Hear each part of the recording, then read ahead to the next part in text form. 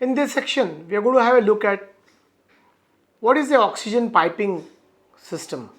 What is a good oxygen piping system? What is its function? And I'm not going to delve too much deeper into the exact numbers over here, but give a overview and we will cover up the technical sections in the later videos. Now this oxygen piping system, as soon as there is a source, there is a converter, and then the oxygen needs to be delivered up to the patient. This is the work of the oxygen piping system. Now this oxygen piping system needs to comply with certain standards like ISO 7396 of 2017, which is a standard for the medical gas pipeline systems.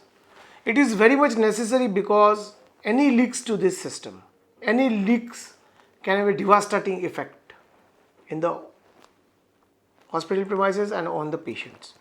Now this piping system, it should be graded. Graded means its diameter should gradually decrease. When the diameter gradually decreases, it avoids icing into this oxygen pipeline systems. Now, what are the good basic design concept of an oxygen piping system?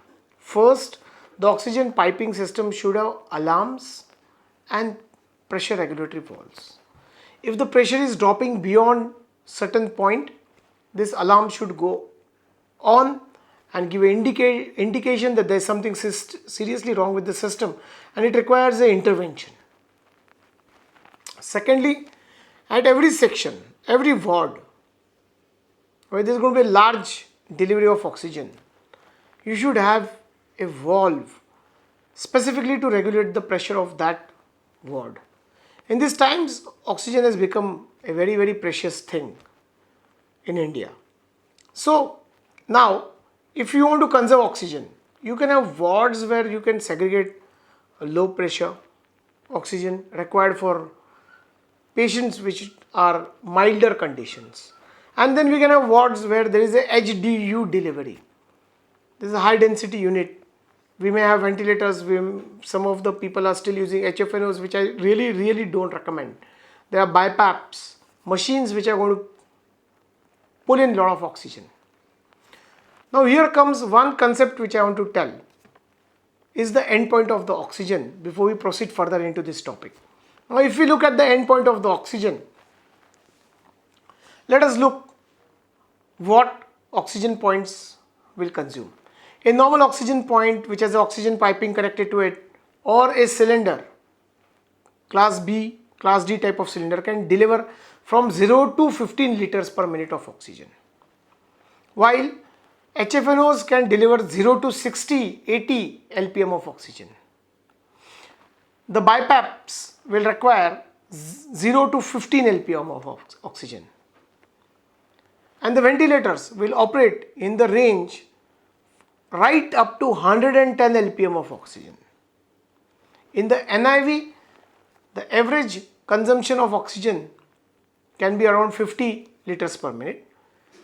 In intubation, it can go up to 25 LPM and generally ranges from 15 to 20 LPMs.